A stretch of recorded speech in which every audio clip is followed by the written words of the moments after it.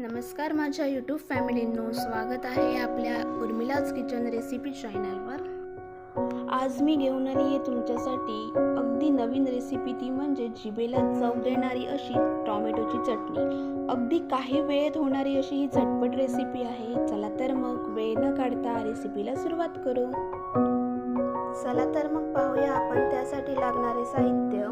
अर्धा कच्चा टोमॅटो, कोथिंबीर, जिरं, चवीपुरतं मीठ, भाजलेले शेंगदाणे, साखर, लसूण आणि हिरवी मिरची। त्यानंतर आपण हिरवी मिरची आणि टोमॅटो चिरून घेऊ।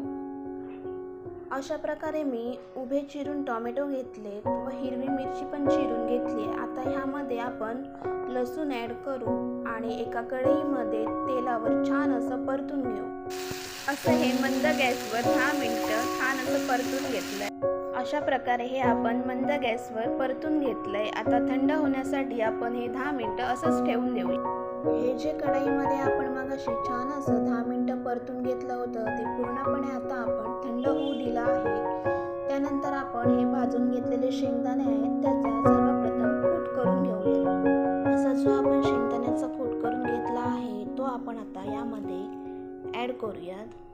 त्यामध्ये आपण थोडीशी कोथिंबीर, 3 चमचे साखर, चवीपुरतं मीठ